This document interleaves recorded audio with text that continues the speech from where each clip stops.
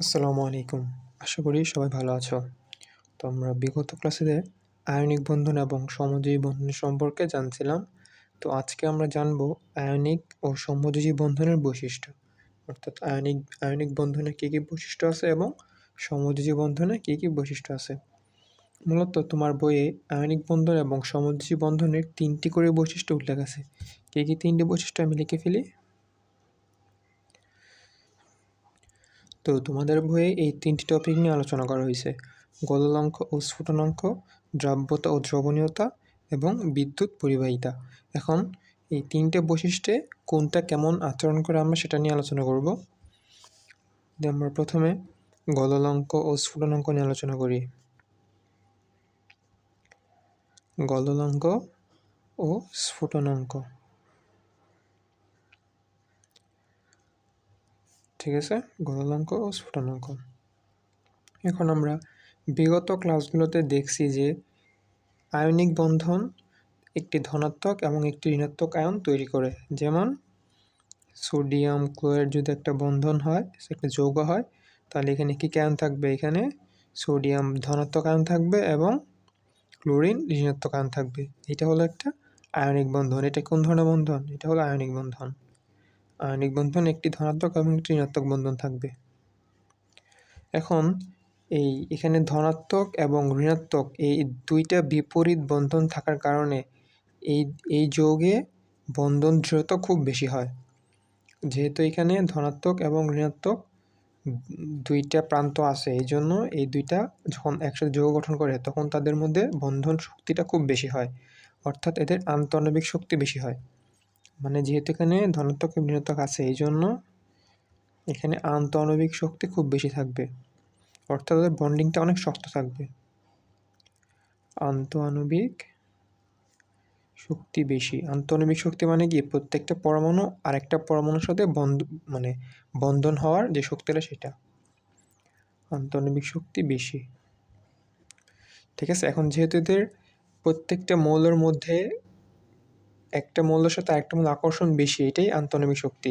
তো যেহেতু একটা অণুর সাথে আরেকটা অণুর আকর্ষণ শক্তি অনেক বেশি, তো এদেরকে যদি আমরা ভাঙতে চাই, এদেরকে যদি আমরা তাপ দিয়ে ভাঙতে চাই, তাহলে অনেক বেশি তাপ দিতে হবে না, সেখানে কিন্তু অনেক বেশি তাপ দিতে হবে। এই জন্য আয়নিক যৌগের গলনাঙ্ক বা স্ফুটনাঙ্ক খুব বেশি হয়। আমি খুব সংক্ষিপ্ত করে তোমাদের এটা বোঝাই দিলাম। গলনাঙ্ক ও স্ফুটনাঙ্ক কিন্তু এখানে বেশি হয়, ঠিক আছে। তো আয়নিক যৌগের বৈশিষ্ট্য কি? আয়নিক যৌগের আন্তঃআণবিক শক্তি বেশি হয় এবং গলনাঙ্ক ও স্ফুটনাঙ্ক বেশি হয়। তার মানে এখানে এটাকে যদি আমরা ভাঙতে চাই, তাহলে এখানে আমাদের বেশি তাপশক্তির প্রয়োজন। বুঝতেছ? প্রয়োজন, ওকে। এখন আমরা যদি আবার সমযোজী বন্ধনের দিকে দেখি, সমযোজী বন্ধন, ওইখানে কি হয়? সমযোজী বন্ধনে কিন্তু ইলেকট্রন শেয়ার হয়, সেখানে কোনো ধনাত্মক এবং ঋণাত্মক আয়নের তৈরি হয় না। যেহেতু সেখানে ধনাত্মক এবং ঋণাত্মক আয়নের তৈরি হয় না, সেই জন্য তাদের মধ্যে যে বন্ধনটা আছে অণুগুলোর মধ্যে, বন্ধনটা অপেক্ষাকৃত দুর্বল থাকে। তো সমযোজী বন্ধনে যে বন্ধনের দ্বারা সমযোজী বন্ধন গঠিত হয়, সে বন্ধনটাকে বলে ভ্যান ডার ওয়েলস বন্ধন। কি? ভ্যান ডার ওয়েলস বন্ধন। এটা একটা দুর্বল বন্ধন, ভ্যান ডার ওয়েলস বন্ধন। যেহেতু এখানে বন্ধনটা দুর্বল, সেহেতু এখানে কম তাপমাত্রা দিলেই যৌগটা গলে যাবে বা স্ফুটনাঙ্ক হয়ে যাবে। ভ্যান ডার ওয়েলস বন্ধন, তার মানে এখানে কম তাপশক্তির প্রয়োজন, অর্থাৎ গলনাঙ্ক স্ফুটনাঙ্ক কম। গলনাঙ্ক ও স্ফুটনাঙ্ক কম। এই টপিকটা কিন্তু তোমাদের পরীক্ষার জন্য খুবই ইম্পর্টেন্ট, যে আয়নিক ও সমযোজী বন্ধনের বৈশিষ্ট্যগুলো, এগুলো ভালো করে তোমরা পড়ে নেবে। হ্যাঁ, আমি ক্লাসে কিন্তু খুব অল্প সময়ের মধ্যে তোমাকে বেসিক জিনিসটা বলে দিচ্ছি। তোমার কাজ হলো বই থেকে খুব সুন্দর করে রিডিং পড়ে সবগুলো তথ্য তোমার মাথায় নিয়ে নিবা এবং মুখস্থ করে ফেলবা। বুঝতে পারছো? তা নাহলে কিন্তু পরীক্ষায় ঠিকমতো লিখতে পারবা না। তো সমযোজী বন্ধনে কি দেখলাম? সমযোজী বন্ধনে যেহেতু ইলেকট্রনের শেয়ার হয় না, তার মানে সেখানে দুইটা বিপরীত মেরুর তৈরি হয় না, ধনাত্মক এবং ঋণাত্মক প্রান্ত তৈরি হয় না। এই জন্য সেখানে বন্ধনটা অপেক্ষাকৃত দুর্বল হয়। সেই বন্ধনের নাম কি? সেই বন্ধনের নাম হলো ভ্যান ডার ওয়েলস বন্ধন। যেহেতু সেখানে বন্ধন দুর্বল, সেখানে কম তাপমাত্রা দিলেই আমাদের হয়ে যাবে। এই জন্য গোলনাঙ্ক এবং স্ফুটনাঙ্ক কী হয়? সেখানে কম হয়। ক্লিয়ার? আচ্ছা, ঠিক আছে। চলো আমরা এখন 2 নাম্বার বৈশিষ্ট্যে যাই, দ্রাব্যতা। এটা একটু ভালো করে বুঝবা, দ্রাব্যতা। দ্রাব্যতা মানে কি? দ্রাব্যতা মানে হলো পানিতে দ্রবীভূত হওয়া। দ্রাব্যতা মানে কি? পানিতে দ্রবীভূত হওয়া। তো একটা মৌল বা যৌগ পানিতে কীভাবে দ্রবীভূত হয় সেটা আমরা এখন দেখব। তার আগে আমরা পানির গঠন নিয়ে কিছু আলোচনা করি। পানির গঠন H2O। পানিকে বলা হয় সর্বজনীন দ্রাবক, মানে এটা সব কিছুকে দ্রবীভূত করে নেয়। H2O, এটা আমরা গঠন সম্পর্কে এখন জানব। ঠিক আছে? আমরা কিন্তু গত ক্লাসে জানছিলাম যে পানি হলো একটি সমযোজী যৌগ। পানি কি? পানি কিন্তু একটি সমযোজী যৌগ, অর্থাৎ এখানে ইলেকট্রনের শেয়ার হয়, এবং পানির যে গাঠনিক সংখ্যাটা আমরা শিখছিলাম সেটা কি ছিল? এটি ছিল অক্সিজেন, মনে আছে? এই বিভাগটা দুই দিকে দুইটা হাইড্রোজেন চলে যাবে, তাই না? দুই দিকে দুইটা হাইড্রোজেন চলে যাবে। হাইড্রোজেনের শেষ কক্ষপথে একটি ইলেকট্রন কিন্তু অক্সিজেনের দিকে যাবে, তাই না?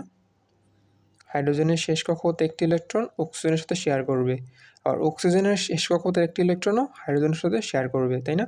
তার মানে এই দুইটা মৌল এবং এই দুইটা মৌলের মধ্যে কিন্তু একটা শেয়ারের মাধ্যমে বন্ধন গঠিত হয়ে যায়, তাই না? এই জন্য এগুলো হলো সমযোজী বন্ধন। এখন তারা যে ইলেকট্রন দুটো শেয়ার করলো, অক্সিজেন এবং হাইড্রোজেন যে ইলেকট্রন দুটো শেয়ার করলো, সেই ইলেকট্রন দুইটা অক্সিজেনের দিকে কিছুটা চলে যায়। কেন চলে যায়? কারণ অক্সিজেনের তড়িৎ ঋণাত্মকতাটা বেশি। অক্সিজেনের তড়িৎ ঋণাত্মকতা মানে কি? তড়িৎ ঋণাত্মকতা মানে হলো যে ইলেকট্রন নিজের দিকে টেনে নেওয়ার একটা ক্ষমতা। তড়িৎ ঋণাত্মকতা মানে কি? কোনো একটা ইলেকট্রন নিজের দিকে টেনে নেওয়ার ক্ষমতা। যেহেতু অক্সিজেনে ইলেকট্রন নিজের দিকে টেনে নেওয়ার একটা ক্ষমতা আছে, এই জন্য অক্সিজেন এই শেয়ারকৃত ইলেকট্রনগুলো নিজের দিকে আংশিকভাবে টেনে নেয়। এই আংশিকভাবে টেনে নেওয়ার কারণে এই অক্সিজেন ঋণাত্মক আয়নে পরিণত হয়।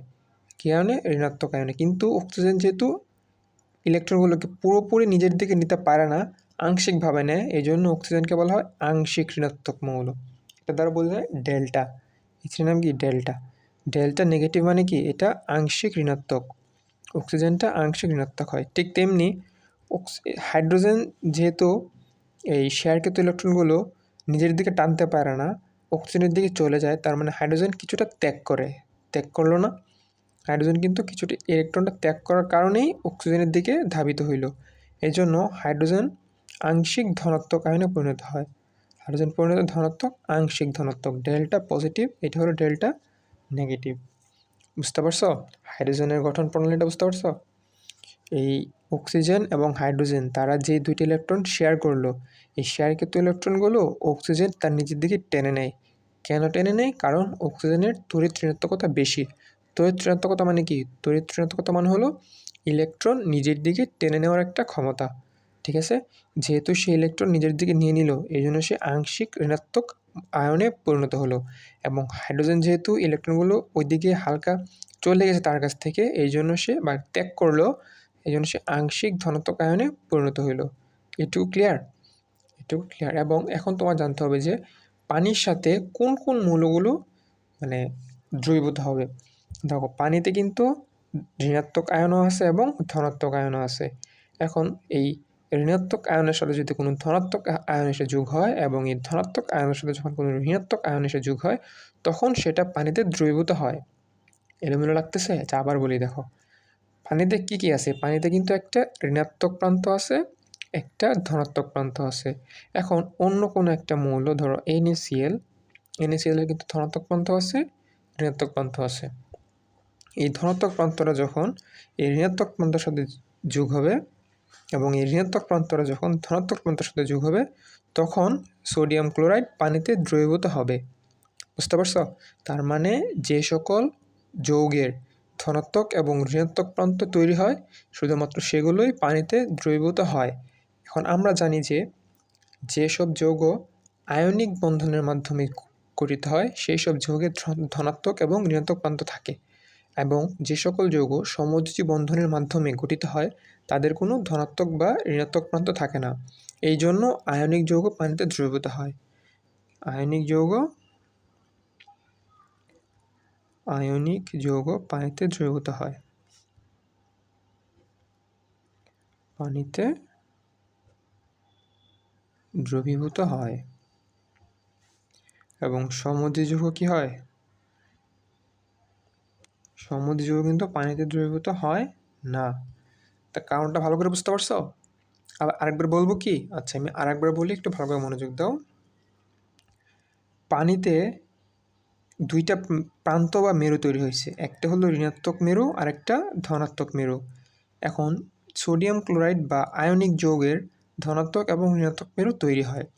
সোডিয়াম ধনাত্মক আয়ন, এই আয়নটা যখন ঋণাত্মক মেরুর সাথে যুক্ত হবে এবং ক্লোরিনের যে ঋণাত্মক আয়নটা আছে এটা যখন ধনাত্মক আয়নের সাথে যুক্ত হবে, কেবলমাত্র তখনই সোডিয়াম ক্লোরাইড পানিতে দ্রবীভূত হবে। তার মানে আমরা জানি সকল আয়নিক যৌগে একটি ধনাত্মক প্রান্ত থাকে এবং একটি ঋণাত্মক প্রান্ত থাকে। এই জন্য সকল আয়নিক যৌগ পানিতে দ্রবীভূত হয় এবং যেহেতু সমযোজী বন্ধনে কোনো ধনাত্মক বা ঋণাত্মক মেরু থাকে না, এই জন্য সমযোজী বন্ধন পানিতে দ্রবীভূত হয় না।